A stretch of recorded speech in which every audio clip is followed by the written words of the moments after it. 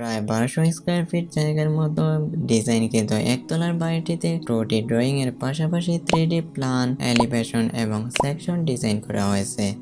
সাধারণত আমরা যে 2D ড্রয়িং করে থাকি তা একজন ইঞ্জিনিয়ার ছাড়া সাধারণত কেউ রিড করতে পারে না। কিন্তু গ্রামাঞ্চলে নির্মাণ কাজ চলার সময় একজন ইঞ্জিনিয়ারের পক্ষে সাইটে সবসময় অ্যাভেলেবল থাকা সম্ভব হয় না, যার জন্য নির্মাণ কাজে কিছুটা ত্রুটি বিচ্যুতি থেকেই যায়। তাই এক্ষেত্রে আমাদের এই 3D ড্রয়িংটি কার্যকর ভূমিকা পালন করতে পারে, যা একজন বাড়ির মালিক থেকে শুরু করে মিস্ত্রি বা ইঞ্জিনিয়ার যে কেউ সহজে বুঝে নিতে পারবে, যার ফলে নির্মাণ কাজে নির্ভুলতার পরিমাণ কয়েক শতাংশ বেড়ে যাবে। বাড়িটির ডিজাইনের বিস্তারিত ভিডিওটিতে তুলে ধরা হবে ইনশাআল্লাহ, তাই ভিডিওটি সম্পূর্ণ দেখতে থাকুন।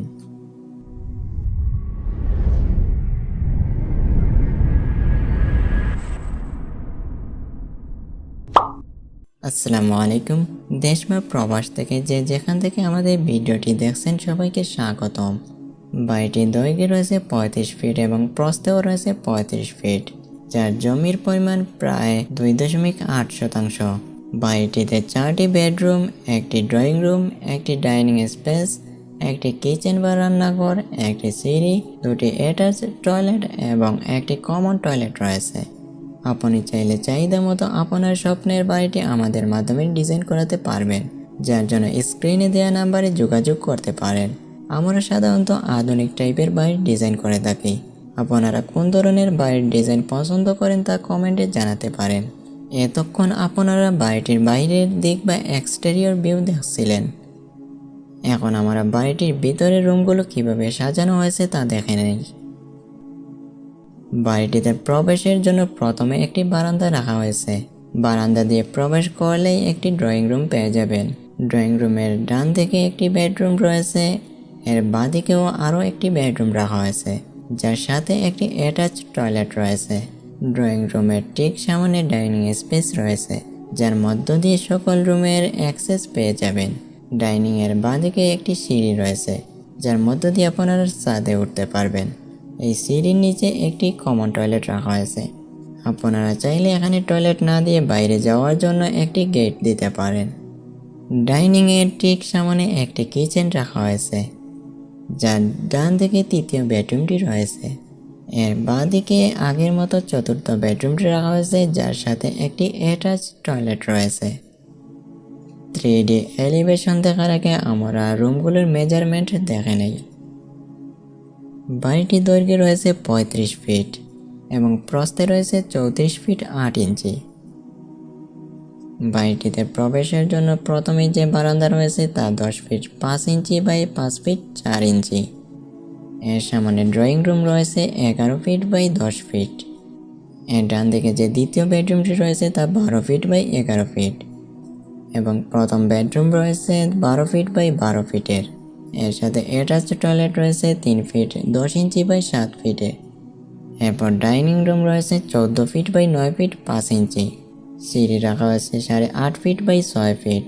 এর নিচে যে কমন টয়লেট রয়েছে তা 3 ফিট 10 ইঞ্চি বাই 6 ফিট। তৃতীয় বেডরুম রয়েছে 12 ফিট বাই 11 ফিটের।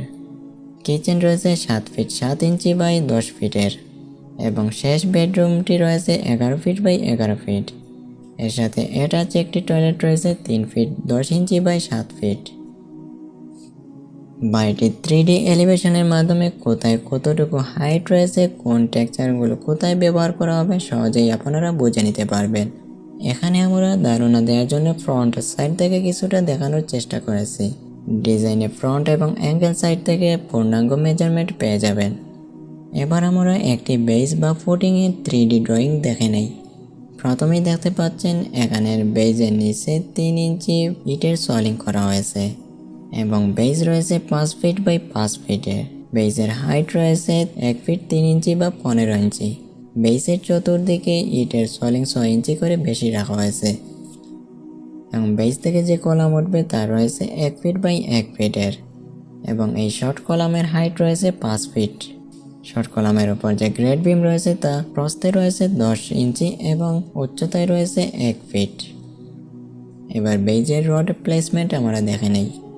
প্রথমে এদিকে যে রডগুলো দেওয়া আছে সেগুলো রয়েছে 12 মিলির রড এবং একটি সেন্টার থেকে অপরটি সেন্টার পর্যন্ত স্পেসিং রয়েছে 6 ইঞ্চি করে এবং অপর দিকে যে রডগুলো রয়েছে সেগুলোও রয়েছে 12 মিলি করে এবং এগুলো স্পেসিংও 6 ইঞ্চি করে রয়েছে। এবার যে কলাম রয়েছে, কলামে রড ব্যবহার করা হয়েছে 6টি, এর সাইডের 4টি রয়েছে 16 মিলি করে এবং মাঝের দুটি রয়েছে 12 মিলি করে এবং এর মধ্যে রিং বার টাই বার 10 মিলির ইউজ করা হয়েছে, যার মধ্যকার স্পেসিং হলো 5 ইঞ্চি করে। এরপর গ্রেড বিমে 6টি 16 মিলি রড ব্যবহার করা হয়েছে। এর মধ্যে যে স্টিরাপ রয়েছে সেখানে 10 মিলি রড ব্যবহার করা হয়েছে এবং স্টিরাপগুলোর মধ্যে স্পেসিং হলো 5 ইঞ্চি করে। এভাবেই আপনারা খুব সহজে আমাদের এই 3D সেকশন থেকে ড্রয়িংটি বুঝে নিতে পারবেন। বাড়িটি সম্পূর্ণ একসাথে করতে গেলে প্রায় 25 লক্ষ টাকার মতো খরচ হতে পারে। আপনি চাইলে একসাথে সম্পূর্ণ কমপ্লিট করতে পারেন, আবার চাইলে ধাপে ধাপেও করতে পারেন, কেননা আমাদের ডিজাইনের মাধ্যমে কোন সময় কী করতে হবে তা আপনি সহজেই বুঝে নিতে পারবেন। আর ডিজাইনটি আপনাদের কেমন লেগেছে তা অবশ্যই কমেন্টে জানাবেন এবং চ্যানেলটি সাবস্ক্রাইব করবেন।